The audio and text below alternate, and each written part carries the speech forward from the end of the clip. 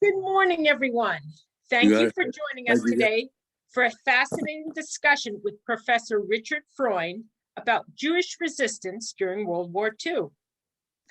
One of the most tragic parts of the Holocaust is that many are taught that Jews went to their deaths like sheep to the slaughter. During the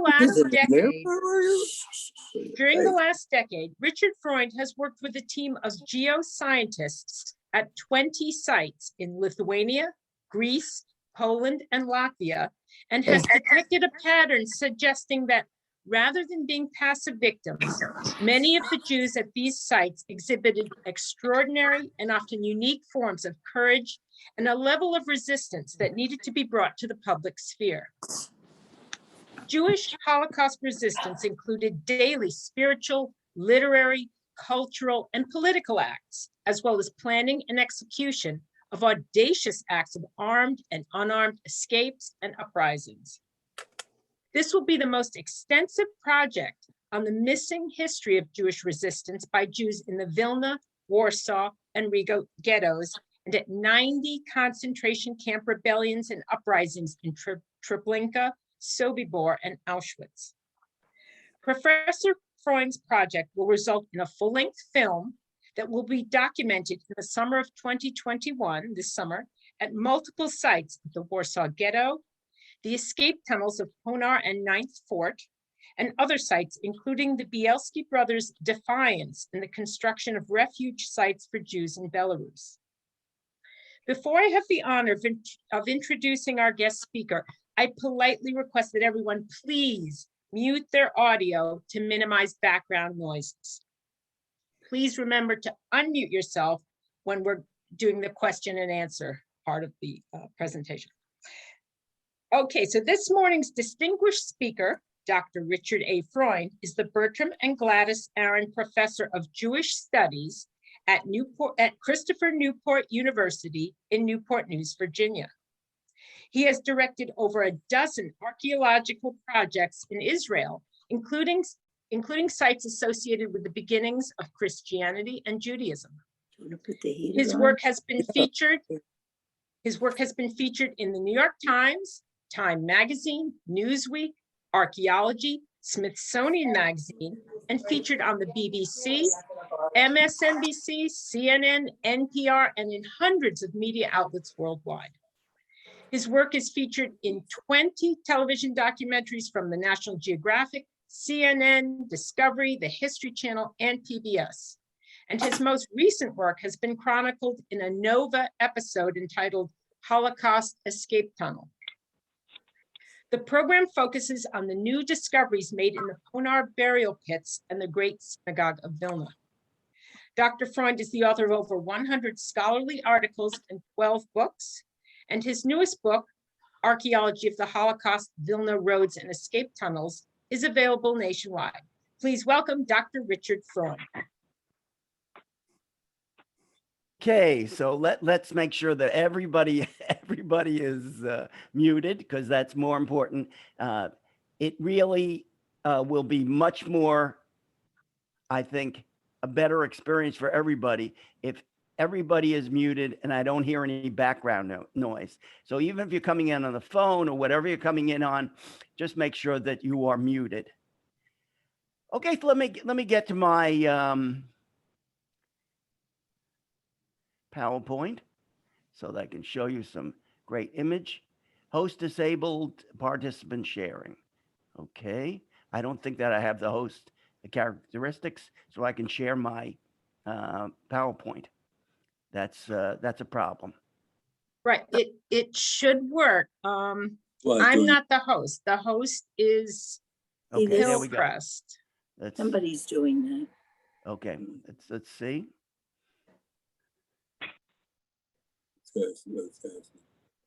Is it working? Let me see if I can call. Okay, because I don't have the host characteristics, so I can see that it's not being shared. It's supposed to. Yeah. Juana? Hi, Freda. Is Juana or Melissa available? Because I'm having a difficulty with a program that's currently being. Yeah. Melissa knows. Melissa doesn't come in on Monday. Tuesday. Juana or Rose? I'm trying to straighten this out, Dr. Okay. People so with you straighten it out and mute yourself, and I'll begin. Okay. Okay. Okay. So for those of you who have never heard of any of these locations, I'm going to be talking about Jewish resistance as it relates to during the Holocaust. But more importantly, for those of you who have never heard, that the Jewish resistance is a very famous characteristic of historical Judaism, going back to the time of the Bible, going back to the time of the rabbis, going back to the time of the Greek uprisings against the Seleucid Greeks, and then going against the Romans twice. So for most people who have never heard of this, the Jews were in antiquity were synonymous with being rebels. And so Jewish resistance was a characteristic. What type of Jewish resistance were they doing? Three different types. We find that the Jews did use armed and unarmed building of areas so that they could hide. The second part was that they were able to create small militia guerrilla fighting from these hiding places, many of them tunnels. And so I'm still being locked out as host. Okay. Dr. Freund, Rose, the executive director, told me if you go to the bottom of your screen, it says share screen. Yes, I've been doing that. Yes. Well, she said it's supposed to work. So if it doesn't The work. host disabled participant screen sharing. That's what it says. And usually it allows me to. Maybe try it again. She may have checked that, and maybe now it's going to work properly. Carolyn, find out who Hillcrest Jewish Center is. Who is Hillcrest Jewish Center? Could that person respond? Rose. Hillcrest is Rose. It could be other people also use Hillcrest. No, I just spoke to Rose. Is Rose, and she should be able to do it. Okay. Right. Rose said that you should go to the bottom of the screen, try share screen. It's not working. I've been trying to go to the share. I will call her back because that's what I just spoke with her. This is what you have to be able to tell her. Yep. Host disabled participant screen sharing. So I'm not the host. Okay, so she's the host. Yes, I will call her back. She has to. Yes, thank you. Okay, so I'll continue. You can mute yourself, and I will continue. And the person on the phone, could you please mute yourself, because that's also a part. I can hear everybody's discussions. Okay, so historically, Jews were very well known for Jewish resistance, and one of the big problems is when we come to the medieval into the modern period. Obviously, the Jews no longer have any kind of resistance group that was protecting it. Although there were small bands of not a Jewish police, but they had ways in individual Jewish communities where they could. Yes. Okay. I'm now in. Thank you.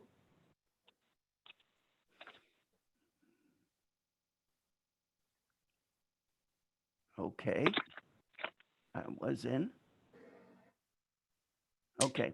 Can everybody see that? Okay. Someone is doing feedback because they have two devices on. Somebody needs to please mute your phone. If anybody has not muted their phone, please mute your phone.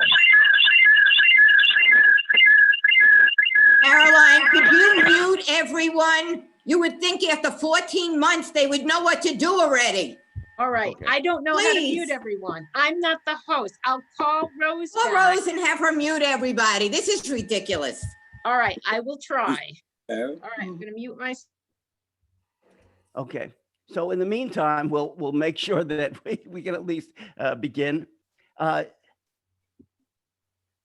So this is a sign that started this new quest that we have from our science group, and it's really talks about the different types of Jewish resistance that happened during the Holocaust. Most of them are not armed resistance. This is unarmed resistance. This is cultural resistance, spiritual resistance, medical resistance. So the idea that to smuggle a loaf of bread was considered to be resistance is what's very important about what I'm going to be talking about. To teach in secret was resistance. To rescue a Torah scroll was resistance. To forge documents, to create documents, to smuggle people across borders, and all of these different types of armed and unarmed types of resistance are all part of the different types of resistance that were going on by the Jews. Unfortunately, when many of my students consider what is resistance, they were locked into this idea that only armed resistance is true resistance. What our group is doing now is to look at sites where Jews resisted in different ways. And I'm going to show you what some of those ways are. So for those of you who are geographically unrelated today to the European countries, we're talking about a large number of countries that have very, very different forms of resistance going on in each one of them. I wanted everybody to understand this because I've worked now at 60 sites with my geoscience and archaeology group. Most of these are in 5 countries: Israel, Spain, Greece, Lithuania, and Poland. And now next year we'll be doing Belarus and Latvia. And part of the problem is that we are not necessarily geared just to do the Holocaust. We have a special technique that I'm going to show you in a moment. But this special technique can be done in any archaeological period, from the Bronze Age, from the Neolithic period, all the way through the modern period. So why did this become so important for Holocaust studies? Because what we do is a different type of archaeology. I'm going to be repeating this multiple times so you can get this. What we do is non-invasive archaeology. I made that term up. And non-invasive archaeology is very important because for those of you who know a little bit about archaeology, you'll discover that archaeology is not always the best way to uncover what is at a site. So my science group is made up of about 10 people. We have geophysicists, geoscientists, I have biologists and chemists, I have standard archaeologists, I have a series of different students who work with us. And the idea we started with was we noticed that our students that we brought out to the field were extremely, extremely good in the field, even though they were not great in the classroom. Now, for those of you who don't know about college students today, I'm going to just make an aside, just so I give you a plus and the minus. Today's college students, I've been teaching now 40 years. Today's college students are different than they were 40 years ago. 40 years ago, I had great students in the classroom who knew how to open books, go to libraries, and read and talk about things. And then I would take them to the field, and they were extremely tentative. they did. Do I have to get dirty? Is this going to involve me these are new shoes? Did I have to bring gloves? I mean, simple things. In the past 20 years, things have changed. Generations X, Y, and Z today, they want to be in the field. They want to taste it. They want to see it. They want to experience it. They want to know something about that site that makes them engaged personally. And so this is the perfect storm for archaeology, because what it does is we bring students out to the field, and for the first time, they learn something themselves. And then when we bring them back to the classroom after that, they're excellent students. So this is the best generation of students that I've had in the field. And that's why this is so important that you understand that this is, although we're doing regular research in the field, we are doing it with our students. So where are we doing this? So this is downtown Warsaw. For those of you who have never seen what Warsaw looks like today, Warsaw is, of course, a very modern city. And about 5 years ago, I was invited by the new Warsaw Ghetto Museum that's building a museum in downtown Warsaw. You can see right here, it's in the center of the city. And right here in the center of the city. And they had a problem. Here's the problem. If you want to know anything about the Warsaw Ghetto, it's nearly impossible. Everything's on buildings, under new construction since 1945. And so how do you get to see what might still be there? So we have a different technique that I'm going to be showing you, where it allows us to look below the buildings without destroying the buildings. Goes through rebar, goes through cement, and we're able to actually map the entire subsurface. And if there is anything there, we know what it is. We try to figure out how to get to it without destroying the building. You know, I'll just tell you how this idea came to me. I don't know if you've ever thought about this, but would you ever go for major surgery without going for an MRI or an X-ray or a CAT scan? So why in archaeology, which is the singular most destructive science on Earth, archaeology is the only science where you can never repeat the experiment ever again. Why wouldn't you do an MRI for the ground if it existed? Well, I found the MRI for the ground. That's what this is all about. So when we talk about Jewish resistance, I want to just give you some images to keep in your head as you're thinking about this. This is the image that everybody else thinks about. The men and women, Jewish partisans, Jewish resistance fighters with guns. And there's Abakovna right there in the middle. And those are resistance fighters. But I want you to also think about these resistance fighters. These are kids in the sewers of Warsaw, where some of the most important work for Jewish resistance was taking place. So I want to just give you Freund's theory of Jewish resistance for the Holocaust. It's a way that you can keep straight what it is that I'm going to be talking about today. I have identified 5 different types of Jewish resistance. I call them fight, flight, devotion, documentation, and dissimulation. And they're not new to the Jewish people, I've already told you, but fight means armed resistance. And in many cases, Jews didn't have that many weapons, so it was rare, but it did exist. Unarmed, but mass and smaller uprisings and escapes that happened in concentration camps, in labor camps, in ghettos throughout Europe. The next 3, devotion, documentation, and dissimulation. Devotion, I mean by that, a form of spiritual resistance. The Jews in every single corner, including places like Auschwitz, found places where they could pray, found places where they could celebrate, found places where they could keep their devotion alive. Documentation, as I'm going to show you, is the Jews documented many of the things that were going on during the Holocaust.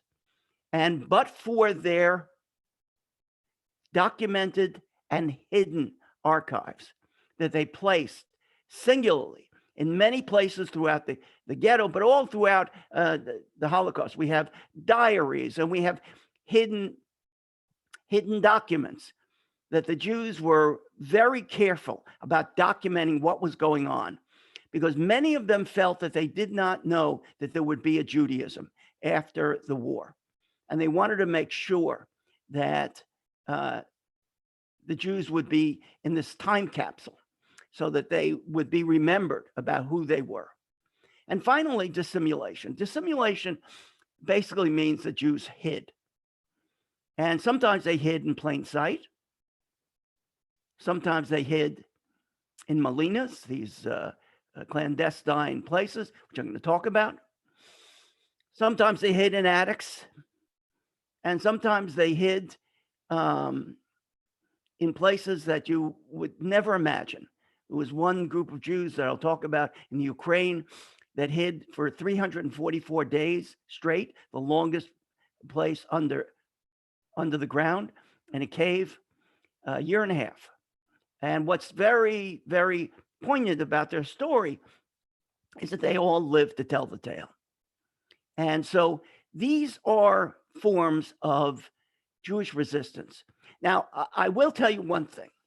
What bothers me, and what bothered, I think, a lot of the people who do this research, is that in many cases, a single film, a single story, a single book will focus on one form of Jewish resistance. And what happens is you get the feeling that it's an anomaly, that Jewish resistance is an anomaly. So because you see this one slide and you say that this is not very Jewish, okay? And what I found is Jewish resistance was ubiquitous. Jewish resistance was everywhere, every day, at every moment, in houses and institutions all over Europe.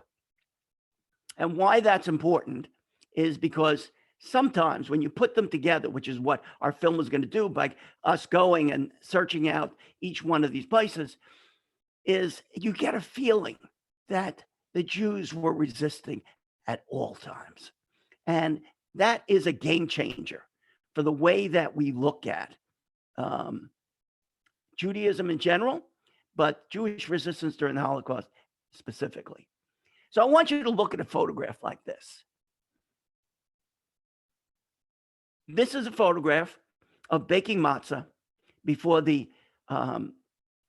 Warsaw Ghetto uprising. Now, you look at this, and you know, the first time I showed it to students, they said, so what? I said, so what?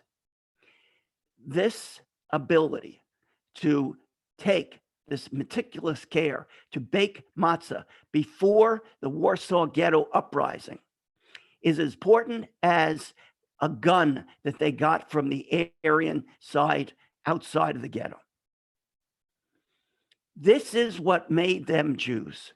And this is a form of Jewish resistance, baking matzah. The moment that you can start to understand this, and if you have questions, this is you can put the questions in, and then chats will come back to me later. So I want to tell you a little bit about archaeology. So I will suggest, if you are interested, I do have a number of books on the subject of archaeology. Archaeology of the Holocaust is a very unique book. You can look it up. It's Amazon has it. So in my book, one of the things is I have some definitions. So first of all, you should know that archaeology is, although it is about coins and pottery and artifacts and walls, it's also about people, about the people behind those artifacts. So most important of this whole thing is that I wanted to focus on people.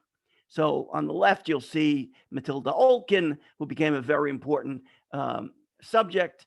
I made a whole television documentary called Finding Matilda, who wrote a diary in Lithuania. She's the Anne Frank of Lithuania. And her diary now has become a very big deal among Lithuanians. The diaries were held by a Roman Catholic church nearby where she and her family were killed in the forest. And what we did was we were brought by the municipality to find where she was buried. There were testimonies. We had flyovers from the Nazis. We put the information together. We went out into the field using ground penetrating radar, located her grave, this mass grave where she and her family were killed. It is about people, named people. So here is Benny, who I interviewed on the island of Rhodes, and everyone in his family were killed. Benny survived. And Rhodes, when we don't think about the Holocaust among Sephardim, Rhodes is an extremely good example of to what extent the Nazis went to destroy the Jews.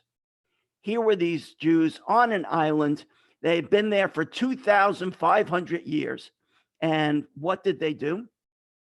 Nazis came in 1944, rounded them all up, put them on a boat, brought them to Athens, put them on a train, brought them to Auschwitz. It was the longest journey of any of the Jews who were brought to Auschwitz. But to be able to document this is very, very important. So part of the whole thing is we went back to Rhodes. We're looking at all the institutions that are still there in Rhodes. There are now 10 Jews on Rhodes. So these are the books I would recommend. Archaeology of the Holocaust, which was published in 2019. It's a good example of how you can understand some of the places that I'm going to be talking about today, if you miss anything in my talk. But here's the Olkin, Matilda Olkin's grave site now. Because once we find the site, what is very good about what we do is we do not dig up bodies. We do not victimize the victims of the Holocaust a second time by digging them up. We mark their graves. And part of what we do is we work with the local municipality so that when people want to understand something about the place, they have scientific information that they can document for others to tell them about what happened here. Because very soon, in the next decade or so, there will not be live survivors to tell us what happened. What I'm hoping is that science is going to be able to provide a new way to document the Holocaust. Why'd you touch it? Someone is unmuted. Can I ask you to mute, please? So I want to tell you a few things about this team of mine. As I say, I use geophysicists, I use cartographers, biologists, but the main thing about this is the students.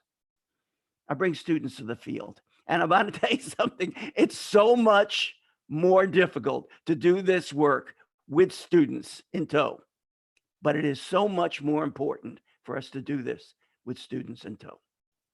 Because if we leave it to ourselves to do, we will not have these sites excavated in the future. We will not have these sites surveyed in the future. We need to create a whole generation of students who are sensitive to why non-invasive methods of archaeology are important. So I have students of all types who I bring into the field. And yes, sometimes we're able to excavate. When we excavate, we have them do every single task. Sometimes it takes a longer time, but they do every single task, from the geoscience to the actual excavation. So I'm going to tell you Freund's 5 Ives of archaeology. Why archaeology is bad. Bad. So traditional archaeology, which, I spent 20 years championing, So here's the problem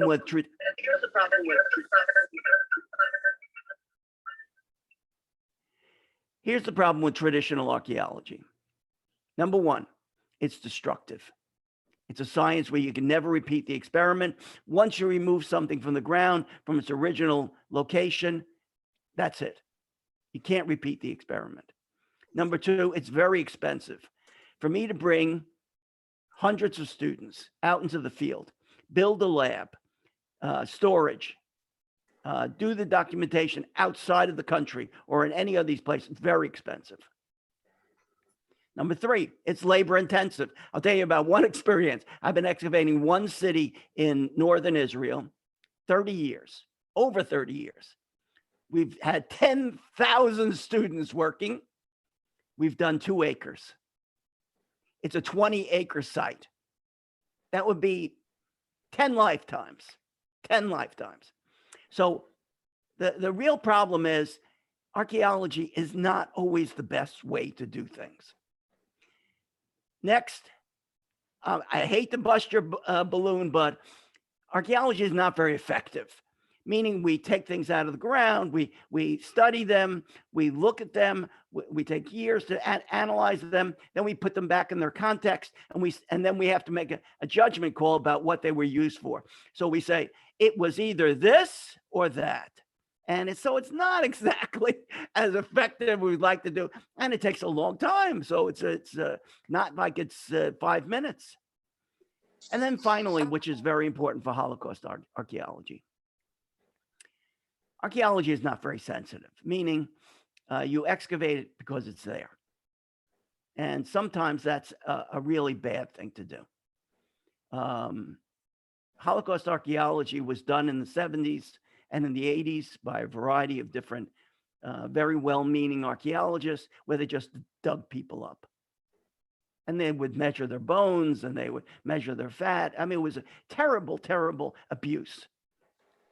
So we want to get out of the invasive archaeology, especially with Holocaust studies, because in many cases, there has to be an extremely good reason why you must excavate a site. So I just want to show you what the MRI for the ground looks like. Here's on the left, you're looking at electrical resistivity tomography. And on the right, you're looking at ground penetrating radar. There's 2 different properties. One's electric, the other is FM radio waves. For those of you who are interested in this, the tomography is being done and used by the gas and oil industry. So I had this idea about 25 years ago. Once I came to a conference and I saw that this is what gas and oil does. Gas and oil will not spend 1 cent if they don't know that the gas and oil is there. And they won't spend 1 cent unless they know they can get to it. So what they did was they developed a form of a proprietary software with a computer that allows them to put electrodes into the ground, and they shoot electricity into the ground, and it reflects against each of the things below the ground, and it comes back to the computer, and it is color coded so that they can tell the difference between stone, glass, metal, bone, ceramic, fired ceramic. They want to be able to know what type of material they're trying to drill for or drill through. So they have the right drill bit. So they will not invest 1 cent unless they know there's something there. I said, this is a good thing for archaeology.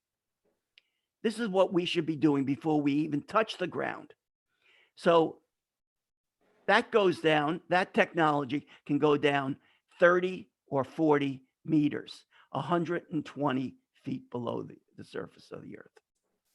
There is nothing, no man-made artifacts, no buildings that we cannot look at.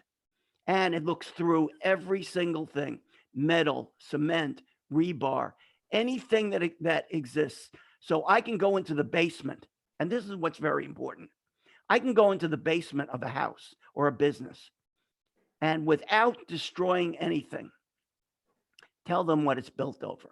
You know, I'll just tell you a small story. I don't know if my stories are good, but I went to someone's house in Lithuania, and we're sitting, I'm drinking tea, and I knew that I was in this very Jewish village called Ponar, and I said to the owner of the house, I said, I think you're near where the synagogue used to be.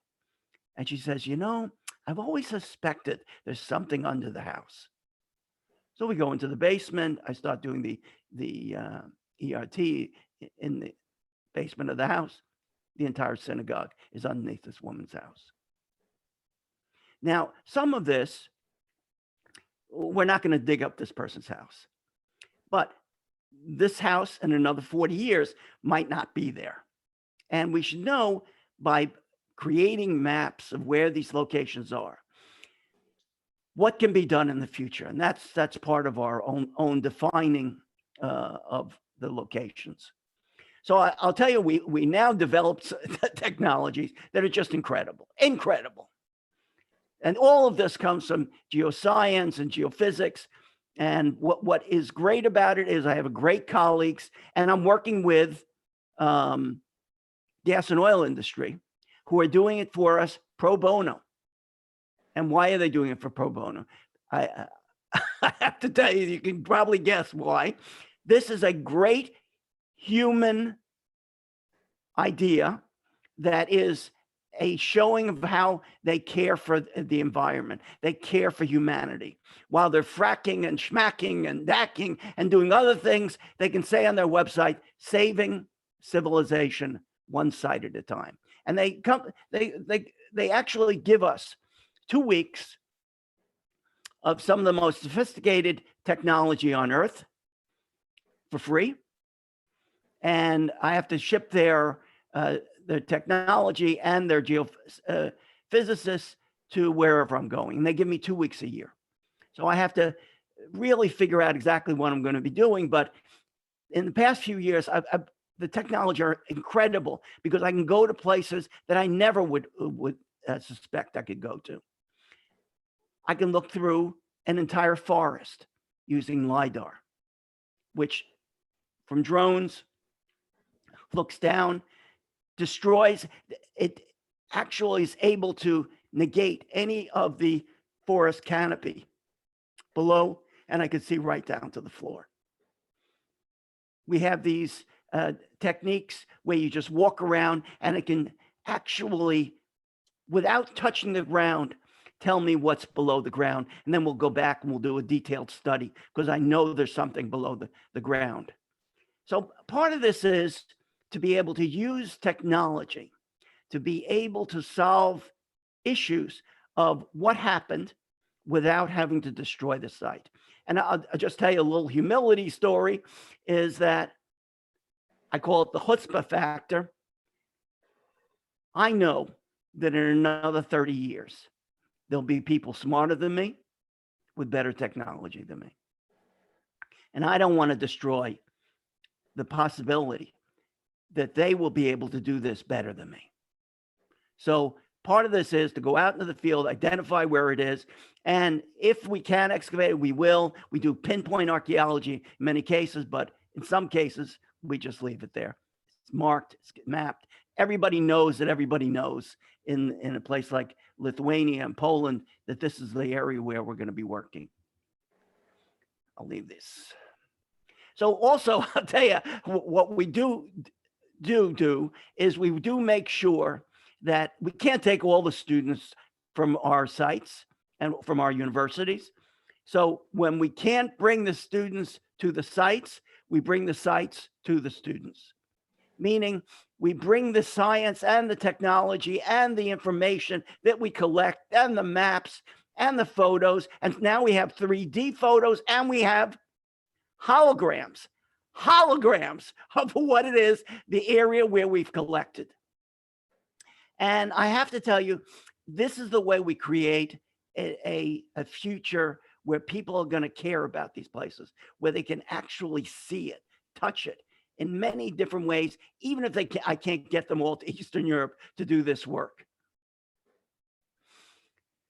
So I told you we have all these different technologies. You can look this up, I think, at another time if you're interested. It's also in my book.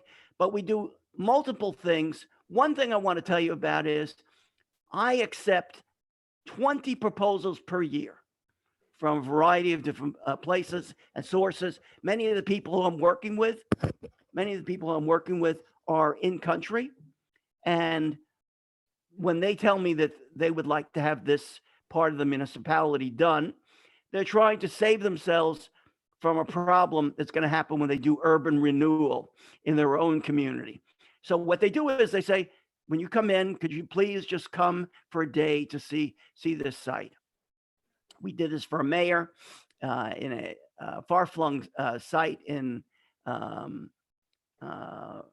Rosiskis in northeast quadrant of Lithuania. And, you know, the things that we find are sometimes amazing. One of the things that we have as an advantage is we take photographs. The National Naval Archives in Washington, D.C. have photographs that were taken by Nazi flyovers in 1944 of almost all these different countries. The Nazis were afraid about Soviet movements, so we have all their photographs that they collected, very good documentation. And when we're able to locate the site that we're working on, we can then look at what's there in 1944. And then when we come to work on a site, we take Google Maps and we put that in and we try to georeference it. And then that's how we start our own local project. The other thing is there's thousands and thousands of testimonies. So we have stories that have been taken by a variety of different sources. In many communities, they have these witness, survivor testimonies projects. And what we do is we take them and we're able to go to the site. If we think that we have a variety of different pieces and we're going to be near the site, we'll go to the site. And I should tell you, so it's very clear now, so I'm not saying this at the end. A lot of people always ask me, so who funds you? Who funds you to go out and do these things? Well, you should know I cannot take money from any of these countries. And I think that you could figure out why. I found, as other archaeologists have found, that when you take money from a country and they expect results that meet their standards, it's a very slippery slope. So what we do is we raise money from private foundations, from private people. We raise money from the US government is very interested in the work we do and helps us when we're in the field. I can't take money, by the way, from any of these film companies, because that's, again, they want the results that they want. But in the end, we're able to go out to the field without any shackles to be able to see what's there. And then we share all the information, and we do not charge any of these municipalities 1 cent to do the work. We do it all for free. And this is where I get collaboration. I get Lithuanians and Poles and Latvians and Belarusians who are willing to work with us because they see it as pure research. There's no agenda. It's not politicized. So I just wanted you to understand this, because this is why if somebody asked me the answer, you know, I've read about this with the Poles, I've read about this with Lithuanians, I have no problem. They're my colleagues. And I always said it in the sense that this is their country, this is their history, and I want them to own it. So part of getting them to own it is for them to participate with their students often in the field. So I'll just give you one short story, okay? These are my students, and these are some of the volunteers who came with us. We're working in 2019 in downtown Vilna. I think everybody can shake their heads. Vilna, you've heard of Vilna. It was the Jerusalem of Lithuania. It was probably the greatest single Jewish city in Europe for all time. Jews were there for 500 years. So about 5 years ago, an Israeli archaeologist came to me and said, you know, Richard, maybe we should look for the Great Synagogue of Vilna. And I looked at this guy who was a very famous Israeli archaeologist, and I said, you know, John, the Great Synagogue was destroyed in World War II, but during the Holocaust, it was destroyed and it doesn't exist anymore. He says, but maybe using your technology, we could see if there's any pieces still left. This is the great example. So we went to Vilna, 2015. We went to this elementary school that was built on the site where the Great Synagogue of Vilna used to be located. And we did our electrical resistivity tomography, the ground penetrating radar. We went around, and what did we discover? The synagogue is right below the elementary school. Why? Why? Now, for those of you who waited till this point, you'll hear something very. This is the secret of the Great Synagogue. When the Jews wanted to build a great synagogue in Vilna, they had a big ecclesiastical problem. The ecclesiastical problem was you couldn't build a great synagogue any higher than the local church. So the Jews who wanted to build this big, great, monumental building in the 18th century into the 19th century, they didn't have any choice. They couldn't build it any higher than the local church. They must have met with their Jewish board at night. I don't know if you've ever been on a board of Jews. And one of the Jews in the room said, you know, instead of building up, let's build down. And they built the Great Synagogue 2 floors below the street level, the main synagogue. Then when you looked up, standing in the main synagogue, you looked up 3 floors and you were looking at the tallest building in Vilna. So what happened? When the Great Synagogue was destroyed, everything from the Great Synagogue fell down into these 2 floors below the street. And then along came the Soviets after the war. Soviets were notorious for doing this. And instead of saying, let's rebuild the Great Synagogue, they said, you know what? No Great Synagogue anymore. And they capped it with a cement top, the area where it was located. And then they built an elementary school right on top, ironically preserving everything but the surface for all time. Now, to me, this was very exciting. To my Israeli colleague, it was very exciting. So we've been excavating for the past 5 years. Do I have to tell you? The entire Great Synagogue is still there. We've taken out 150,000 artifacts. And in the process, the Lithuanian government has given us the elementary school, and they've taken down the elementary school, which is behind where my students are standing. They've taken it down, and we're able to excavate the entire area. This would never have happened with traditional archaeology. To be able to prove that the existence of this synagogue was there using geoscience was really what made it so exciting. So a few movies have been made about our work. I'm happy to say that they're inspiring movies. Part of the movie, What Holocaust Escape Tunnel, is about an escape tunnel that probably never would have been uncovered, but for the use of geoscience. And another film, for example, The Good Nazi. By the way, some of these films you can get If you Google it, you'll find where they're located. The Good Nazi, which is about a labor camp established by a altruistic Nazi who saved Jews. He saved the largest contingent of Vilna's Jews in a fake labor camp that he set up in apartment buildings outside of Vilna. And what's more important than anything else is that he allowed all of the Jews to create these hiding places.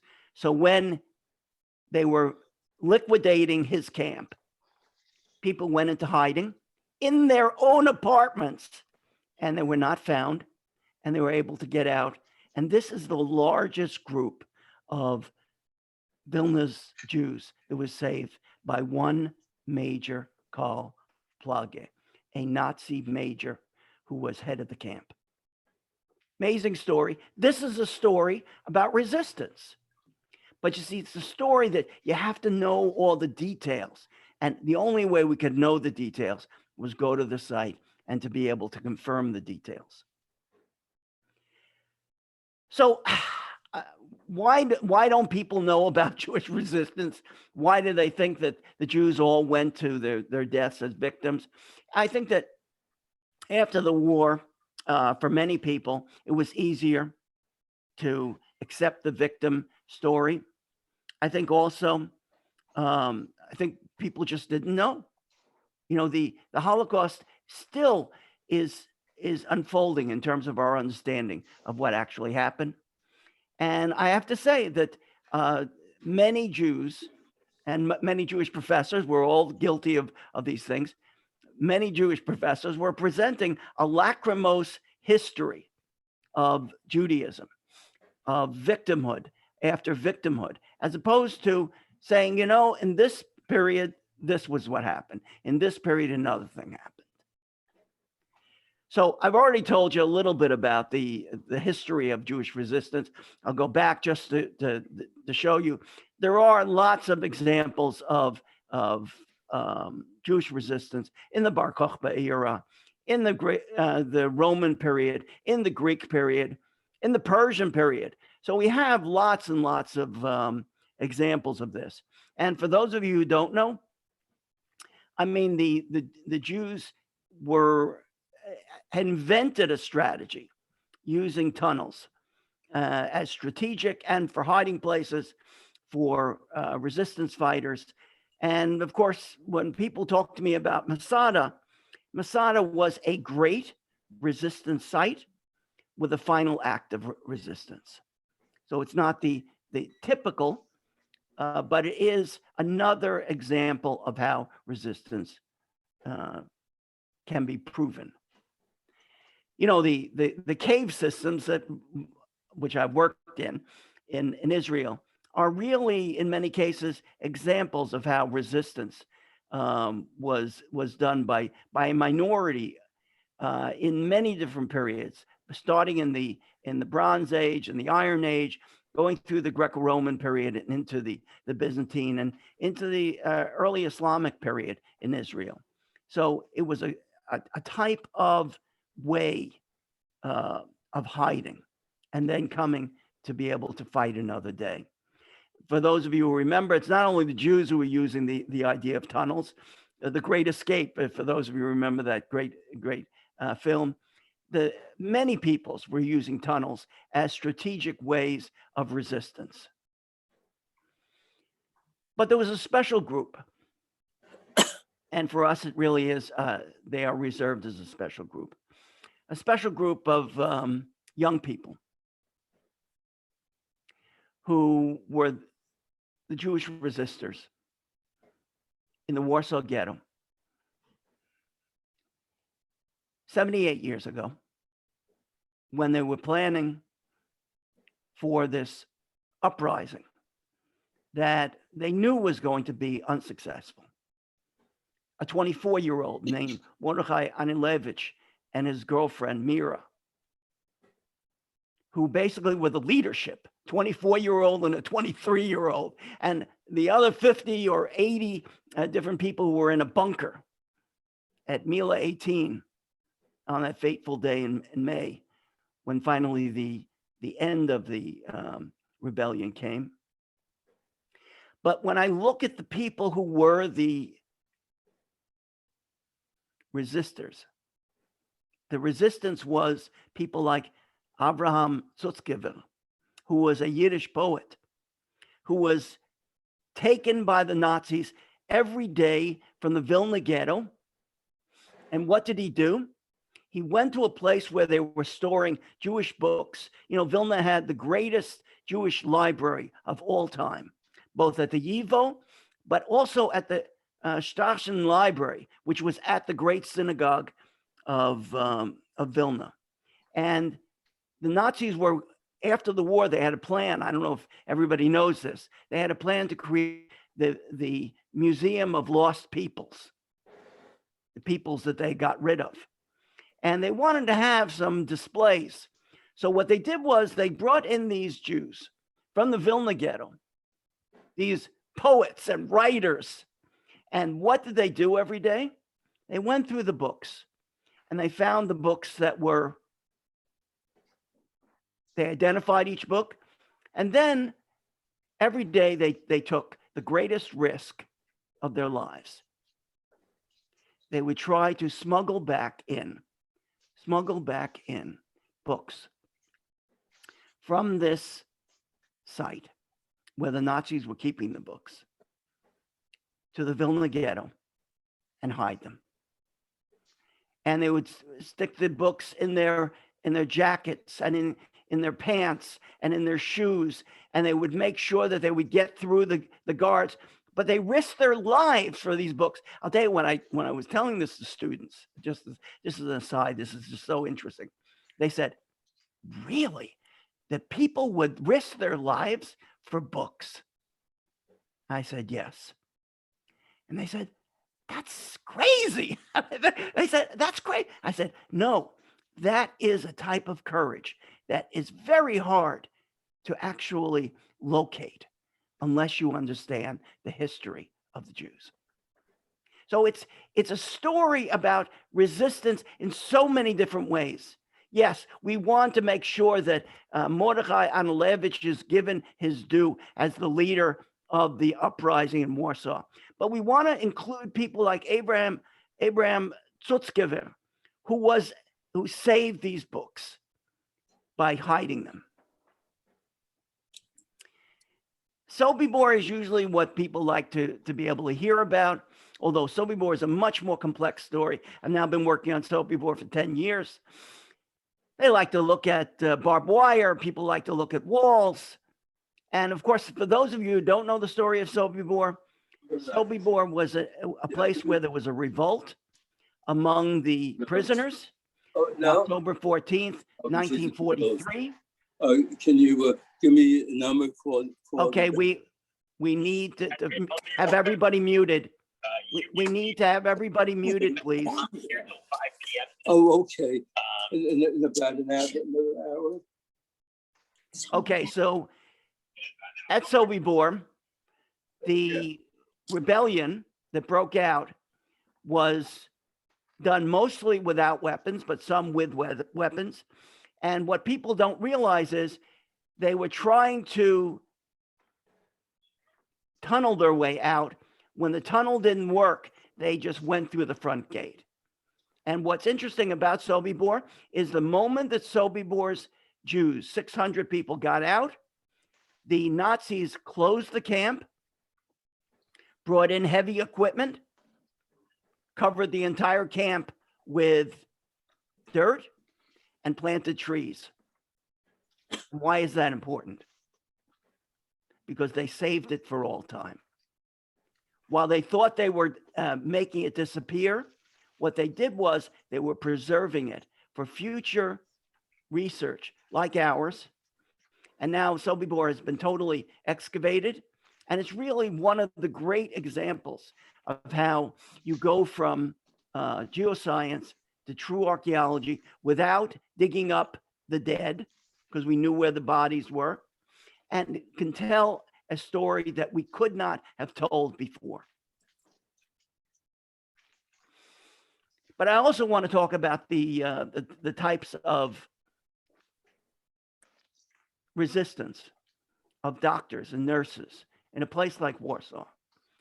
We're working on the Burson and Bauman Jewish Children's Hospital, which was the only hospital in the ghetto.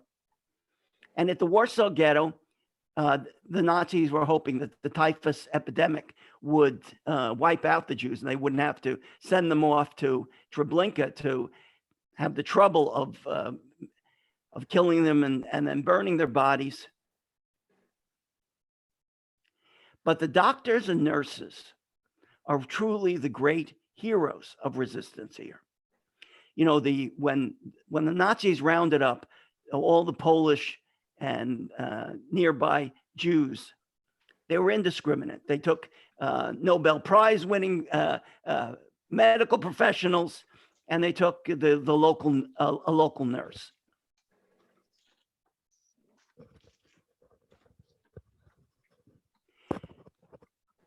And when they brought them, they didn't think about it, but typhus could be controlled if you had the right types of medical professionals who instituted a strict plan of social distancing and a strict plan of how to make sure that people are quarantined. And they beat typhus in the Warsaw Ghetto, which gave these people years as opposed to months in their ability to live. So these are the great examples. So what we want to see is at the Burson and Bauman Hospital, if there are more records that are still being stored below ground. The building has been given to us to work on in the ghetto. And of course, the types of resistance includes prayer service and clandestine prayer service. In the ghetto, there was many different types of religious, musical, different forms of cultural resistance that I'm going to talk about in a second. This is an example of Brundabar, something that speaks to us even today. At Brundabar, Theresienstadt, we have the example of the Nazis setting up this perfect little camp so that the Red Cross could come and see how well the Jews are being treated in 1942, because people were telling horrible stories about the Nazis creating these death camps. So they brought them to Theresienstadt. At Theresienstadt, the Jews created a staging of one of the great children's operas. I'm not going to tell you the story. You can look it up, Brundabar. But Brundabar has this evil organ grinder with a small mustache. And he's not allowing any of the children to be able to do anything else. He wants to control everything. So Brundabar is a 30-minute children's opera. It was performed. We actually have the performance. All of these people were shipped off to Treblinka after the Red Cross went away. And what does Jewish resistance do for us? I'll tell you what Jewish resistance. When I was speaking to my own people at Christopher Newport University music department, I said, why don't we get children from local schools to perform Brundabar on the stage here? We have a music hall here in town. And that's what we're doing in the fall. So the story of the resistance of Jews and the evil organ grinder will be sung again on our stage in Newport News, Virginia, showing us that Jewish resistance sometimes has a ripple effect way into the future. I've already talked a little bit about Anne Frank and her hiding, and at the HKP, which is the place where the labor camp where the altruistic Nazi worked. Why these are very important. These are hiding places where Jews were able to hide, and then many of them survived the war. Of course, Anne Frank did not. Then there are the cave stories, which I've already told you about, where in Ukraine, where the story of 38 Jews hid for 344 days in a cave without being discovered and were able to survive the war. But I want to be able to end with the great story of documentation in Warsaw, which we are now going to be a part of. And that is the Ringelblum archives, the Einig Shabbos. For those of you who have not heard about this, is a tremendous, tremendous effort that at the same time that the Warsaw Ghetto uprising was being planned, there was a historian who worked with 60 of his colleagues, social workers, rabbis, health workers in the ghetto. And what did they do? They gathered artifacts about the life and times of the Jews of Poland, about the life and times that were going on during the Warsaw Ghetto. And then Ringelblum did something which I think is really remarkable. He couldn't publish it, couldn't publish his work. But he knew that the work was very important because, again, many of these Jews did not know if Judaism would survive the Nazi Holocaust. So what did they do? They hid their archives in 3 different places around the Warsaw Ghetto. And they hid them in very specific ways, hoping against hope that someone would discover these archives. And even if the Jews did not survive, Judaism and the story of Judaism, especially in Poland, would survive. So the idea of resistance is now much, much bigger. Documentation, children going to school, that's resistance. Women who became singularly important for carrying messages in and out of the Jewish and non-Jewish areas of Warsaw, kishariot, or messengers or couriers, became very important. And these women were Jewish resistance fighters, even though we rarely recognize them when we talk about Jewish resistance. Resistance also were artists, people who drew these areas, so we know exactly what they look like. If we did not have survivors who were able to map the area where they were, to tell the story of what was going on there, because sometimes the words would never get fully translated. This is why these drawings are resistance.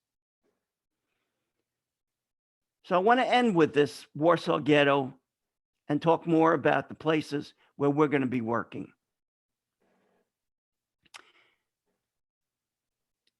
We're looking for the 3rd part of the Ringelblum archives. They found the first part in 1946. They found the second part by accident in 1950. And there's one more part that we're looking for. The 3rd part, we know exactly where it was located in 1945.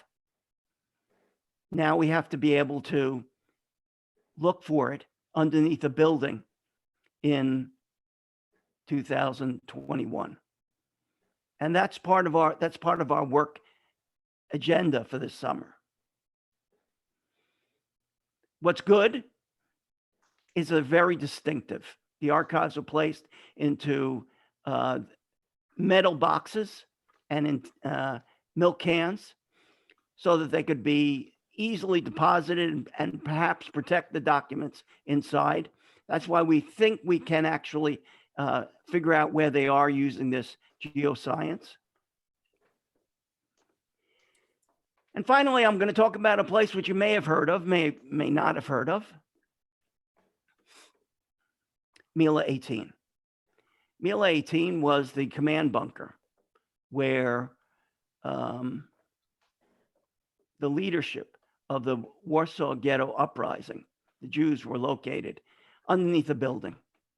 So that little bump here that we're talking about here, this rise, was underneath a building.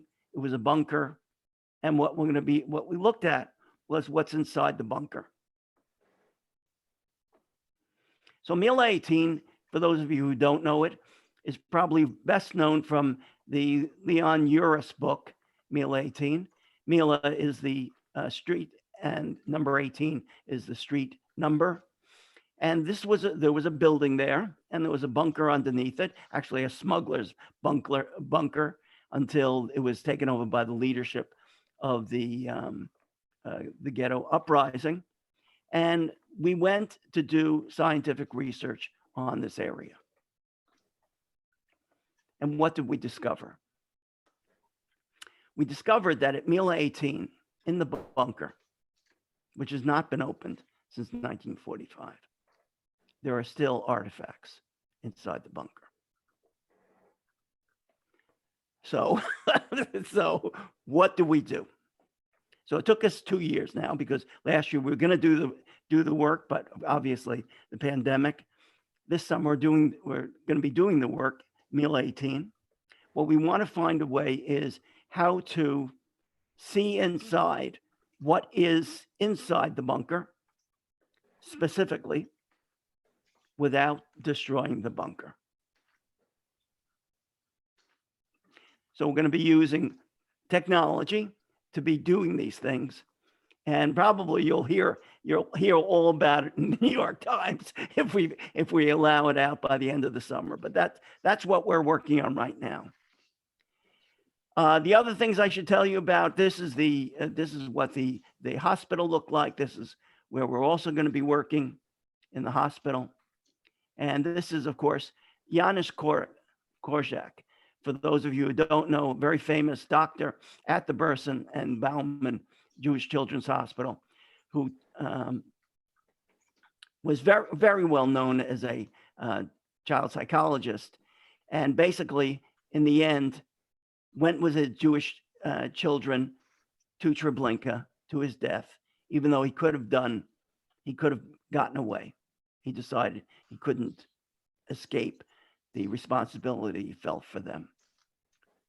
Sobibor, for those of you who have never heard of it, you can look up. There's now 2 movies on Sobibor. There's a very famous 1987 film. And then there's this new film that just came out of Russia that was up for an Academy Award, Escape from Sobibor, because the Russians are now taking full advantage of the fact that one of the leaders of the Sobibor uprising was a Jewish Russian soldier who helped the Sobibor rebellion take place. So they have one of the great actors of Russia doing this. We also found, I should tell you, at Sobibor, an example of their tunnel, which didn't get used because, unfortunately, there was too much rain in the days of October, right before they were about to stage their escape. And we're working in a place called Fort IX, where 50,000 Jews were murdered from Kovno, and all the Jews who were brought in to burn the bodies of their compatriots, they all escaped on December the 25th, 1943. And we're going to be talking about how they escaped from this massive fort right outside of Kovno. Again, how are we doing this work? We're doing this work with students, and we're doing this work on real sites. And for those of you who have never seen it, you should watch the Holocaust Escape Tunnel. It's a very exciting story, but it's also about how science can really come in to help us understand a single event. The single event in this case is a Holocaust escape tunnel that was dug by prisoners out of a burial pit where they were being kept by the Nazis. and they were shackled. And every day after they went out to perform their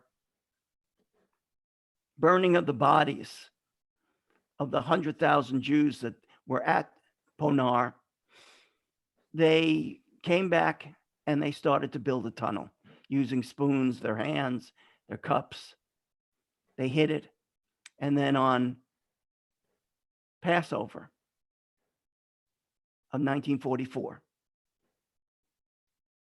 they escaped. And, no one, I have to tell you, no one believed them that they had escaped from Ponar. And the reason why no one believed them is because it was so impossible to escape these burial pits where they were located. And they said, well, we dug a 100-foot long tunnel. Nobody believed. Not even their families believed them.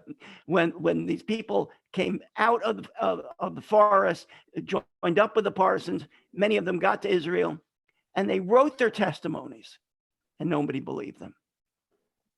So in 2016, we went back with the electrical resistivity tomography and ground penetrating radar, and we found their tunnel.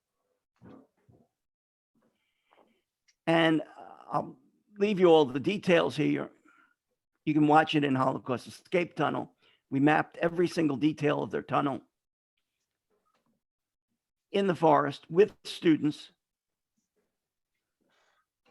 And to find the tunnel 15 feet below the surface was a very, very, I think, exciting part. And we had Nova there filming us at the moment that we're doing this. Very unusual. And in 2016, it was one of the great science stories in the world. And this television documentary, Holocaust Escape Tunnel, has now been seen by millions of people. It's shown on Israel television on Yom HaShoah, shown in the United States on Yom HaShoah. And the main thing that I want to leave you with is that more important than anything else is we found the descendants of the people who escaped from that tunnel, many of them in Israel. And we presented to them where the tunnel was located, children and grandchildren. And some of the grandchildren were extremely poignant when they said, I never believed him. I never believed him. And to be able to bring that type of closure is very important.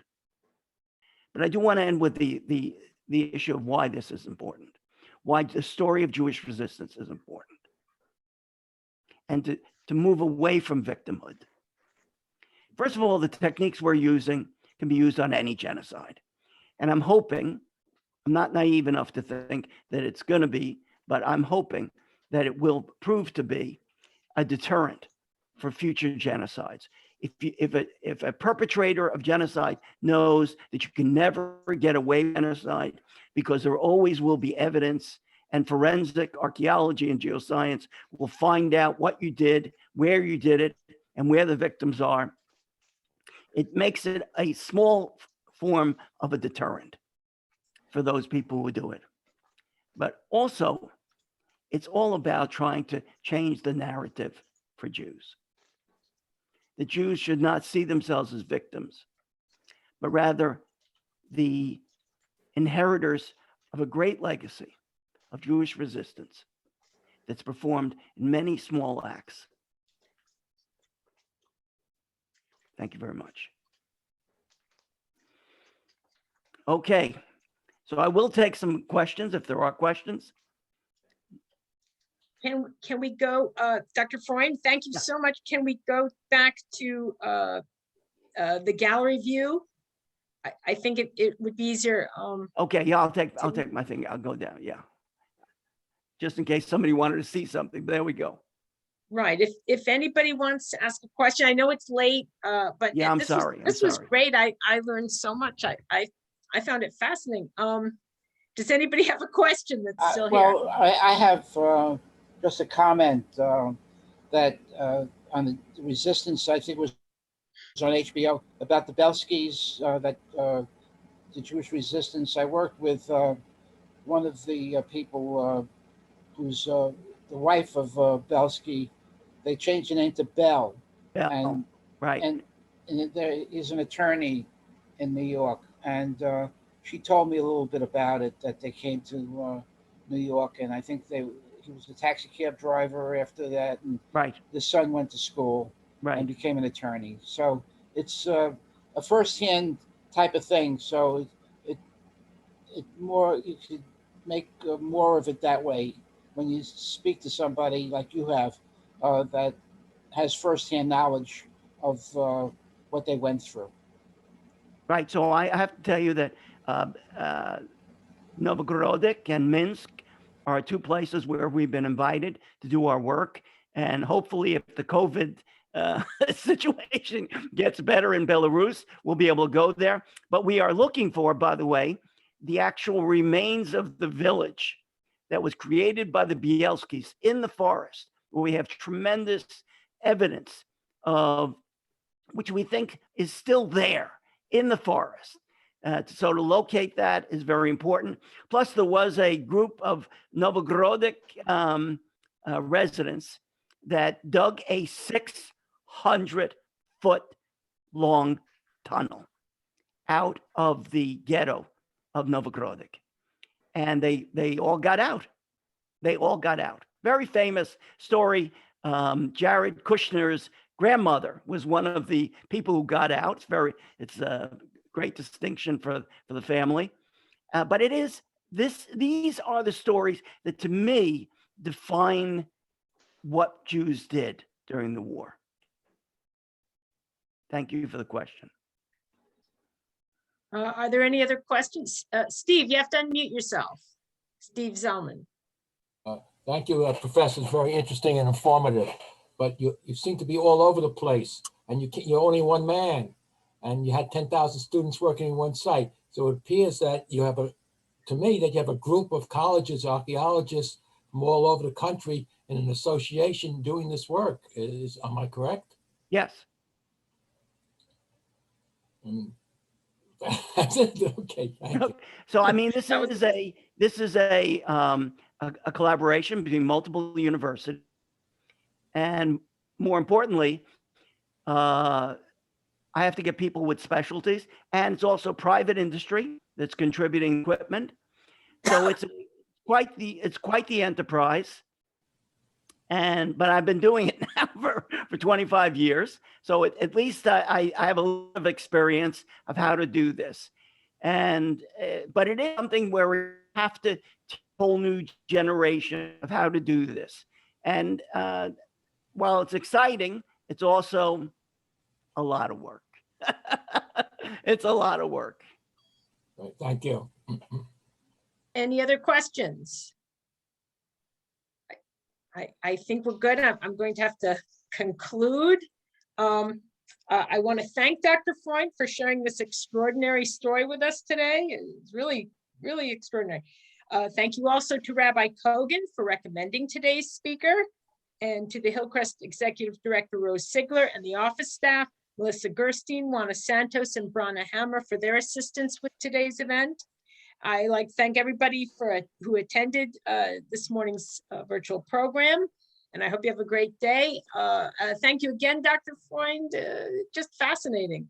Okay, well, and I wish you I'll come back with the rest of the story. Yes, I'll come back with that's the what I'm rest gonna of say. the You'll story. have to come back when you've found out more information for us. Right. All right, thanks everybody, and have a good day. Thanks. Okay. Bye. Take care. Bye. Thank you. Bye-bye. Bye. See the chat.